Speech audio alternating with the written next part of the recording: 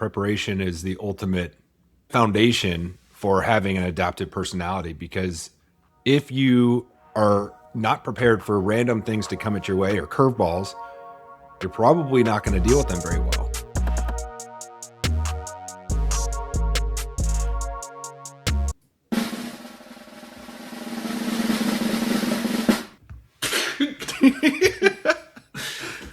Just a heads up, listeners. We got some new toys, and we're probably going to be really annoying. We spent the whole time walking through some of the new effects that our platform at Riverside has rolled out, and we're having some fun with it. But to get down to business, today's topic is coming. It was inspired by something that I was listening to, and not a totally new concept for the podcast, but I just never thought of adaptability being a value. And one of the thought leaders I love, Jocko Willink, talked about it, how that it's a core value. And so I was kicking that around, and then all of the conversations, Stephen, the workshops that you've run, that I've been a part of, and your concept of pivoting had me going back. And sometimes we can get to, or I know I can get to etymology too much on words, but I think they're important. And wanted to talk about the concept of adaptability versus pivoting, and just have a conversation about how, because it is one of the most important things. And when you look at the concepts across history, it really is evolutionary and survival the most flexible. So that's the concept for the day. What are you thinking? Oh, these sound effects are great. How many people just turned the podcast? Well, they might have just turned it off. But I think it's great because, you know me, I'm a big fan of the line pivot and learn, but don't run and hide.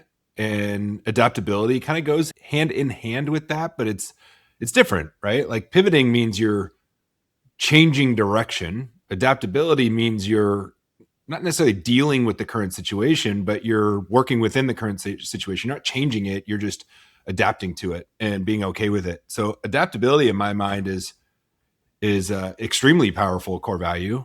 It's kind of that chameleonic tendencies, and you almost want to be careful how adaptive you are, because you still want to have your core. You want to know who you are. You don't want to change yourself for others if you don't need to or it doesn't make sense to. But I would say that adaptability is absolutely key.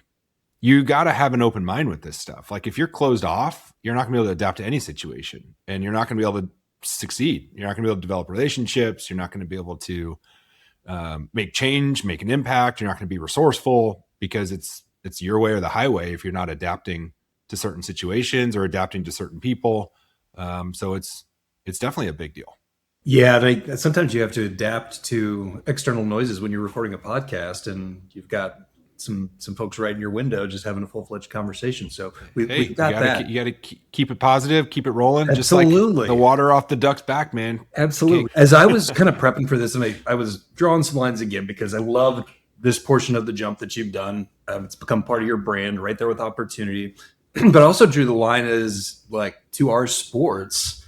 You're a basketball guy. It's your passion. Einstein's on the background now because you got the duck rolling. But when you look at the term pivot and you start getting into these words, it's actually got a French origin, and one foot plants and another changes direction. It's binary and it's reactive. If you're in a fixed spot, but you rotate, you change your angle, right? Angle of approach. Kobe was unbelievable at this. The way he could adjust angles for approach. So I was thinking of that, about that. And then when we talk about adapt, that's Latin for adaptere, and that's to fit to. So it's more continuous and full body recalibration and organisms changing, not just direction. So again, we're kind of nerding out in the words, or at least I am, but I liked that kind of take your sport on pivoting with basketball. And then like for me, that continuous recalibrations for golf. Like you have to adapt to the course, adapt to whatever crappy swing I have that day, make those adaptable adjustments to try to have the best outcome that we can on the course or the court from a sports perspective. Yeah, the analogy I used for pivot in basketball, it's a way for people to understand that there's different perspectives and different ways to get to a goal. And you have to see all of those, right? You have to have the awareness. So obviously I talk about opportunity awareness a lot, and you have to develop strong awareness in order to take action on the right things that are going to move the needle for you. And so the analogy is when you're playing basketball, you have a pivot foot, just like you said. You can't move that one foot but you can move the other one. And so the goal is to get to the bucket, right? Is to go get a layup, go score. Man, I love talking in front of a crowd. They're rooting me on.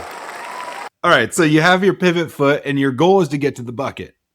And you have options to get to the bucket. Before you even start your pivot, you can either shoot the ball, pass the ball, or dribble. Those are the three things you can do when you have the ball in your hands. And if you're going to shoot the ball, great, shoot the ball. You got an open shot, take the shot.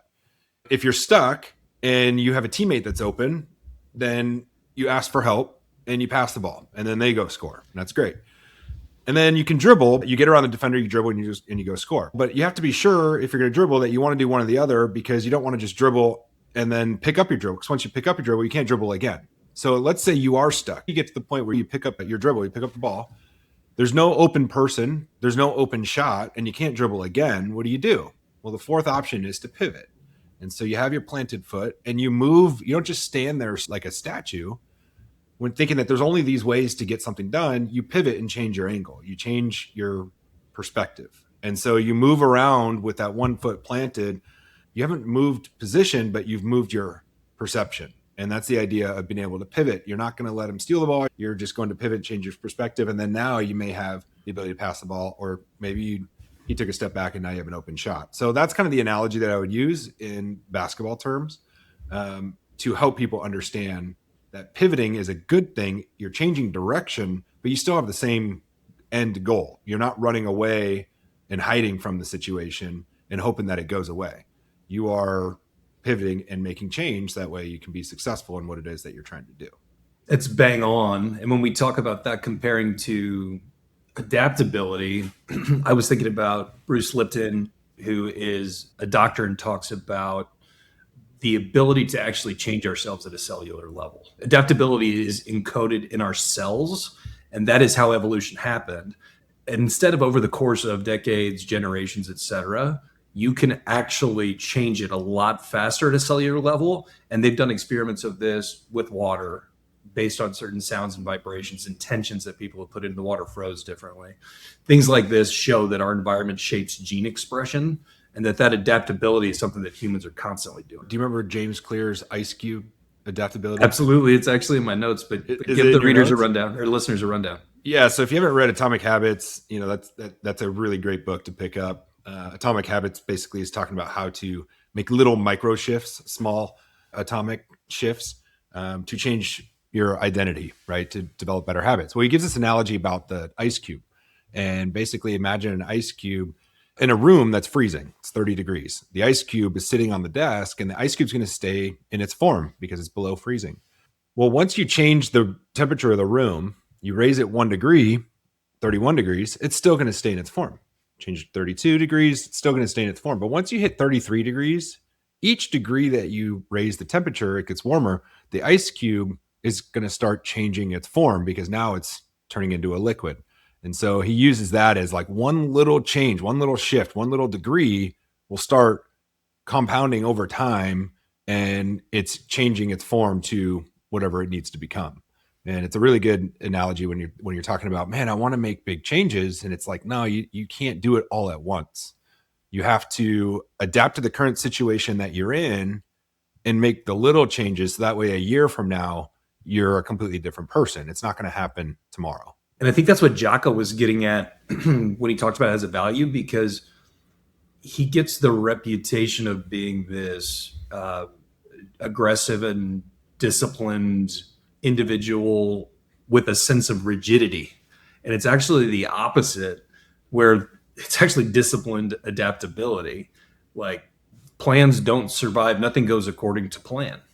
But it is the disciplined regimen of preparation that allows them to be adaptable. So it's like the constraints are what allow us to have multiple options and actually act better because we have those options, because of preparation, because of the mindset that we're adaptable and do have access to make different decisions based on circumstance. That's exactly right. Preparation is the ultimate foundation for having an adaptive personality, because if you are not prepared for random things to come at your way or curveballs, you're probably not going to deal with them very well. But if you're prepared enough and you have the confidence and you've done the work and you've seen the things, even if it's not the exact thing, you know that you've been able to figure things out. You know, you've been able to do hard things, which freaking Jocko, he does hard things, right? All the time. It's like even just getting in a cold plunge and mind over matter in certain situations and forcing yourself to do hard things will prepare you for the curveballs that come your way. And you're able to not even have to think about it or think it's a difficult or negative situation. It's frictionless. It's just adapting to the situation and just moving forward in a positive way.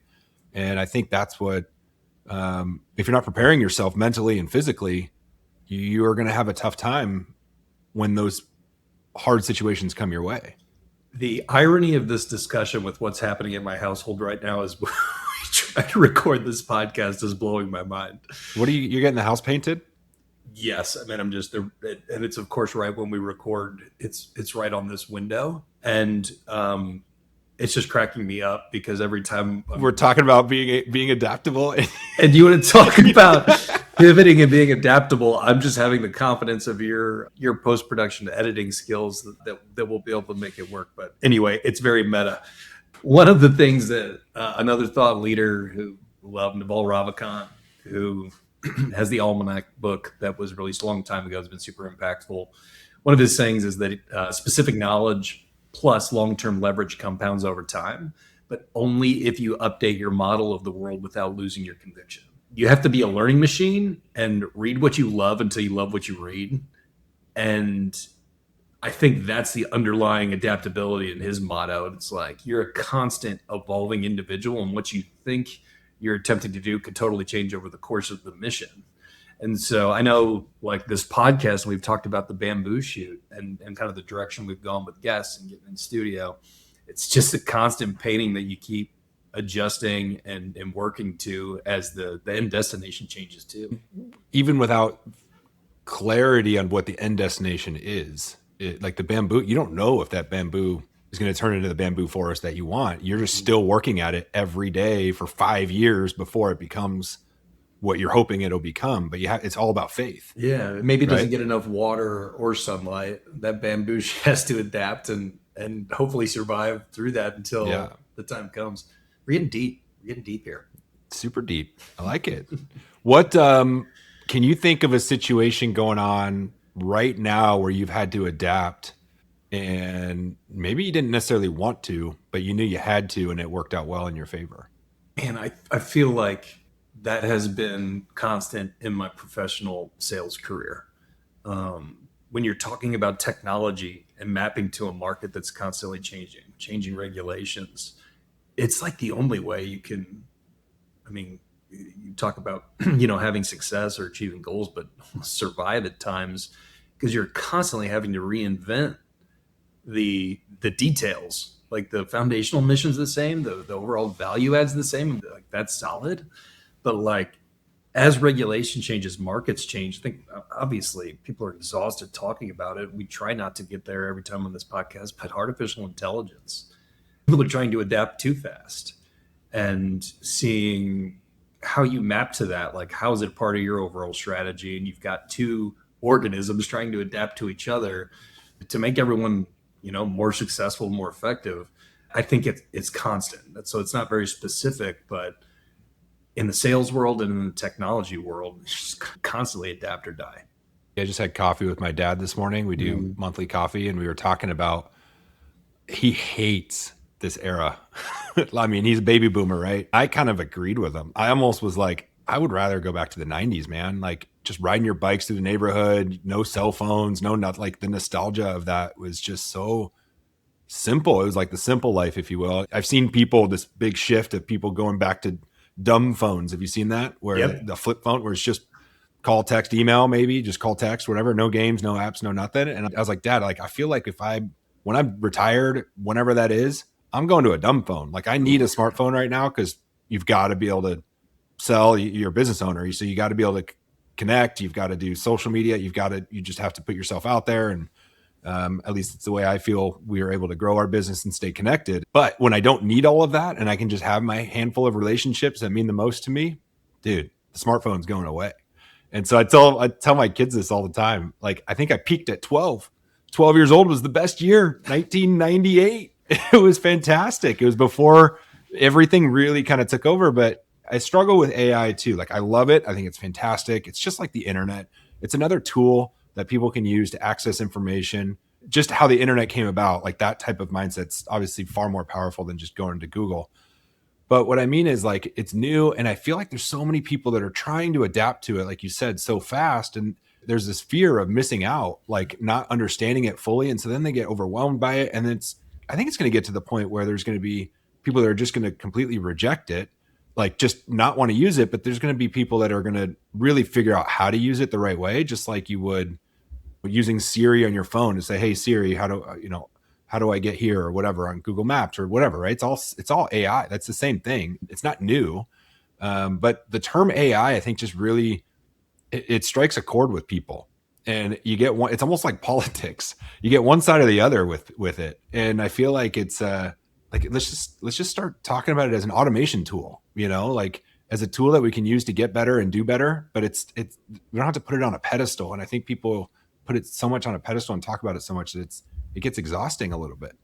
I'm gonna push back on you on the peaking at 12, which I know is a joke, but I think about this. I don't know, man. That was a good year.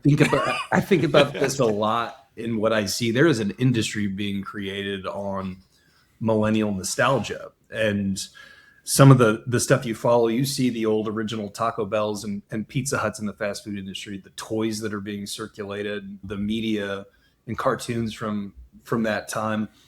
You got to be careful in regard to wanting to go back to a time when you have to be able to enjoy those memories, but not map to, oh, we need to be in the 90s. There's never been more abundance.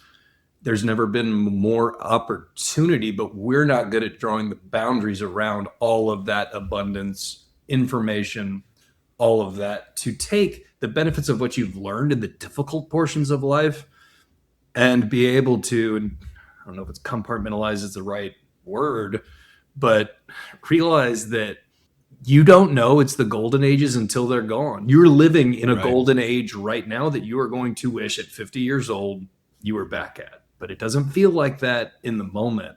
I think that's where we have to be very careful on being the fear that comes with AI and the fear of the future, and mapping to a simpler time where we didn't have the responsibilities, learnings, pains, traumas. So that's my thing, because I've thought about this a lot and I feel the same way. Oh man, it'd be great to go back.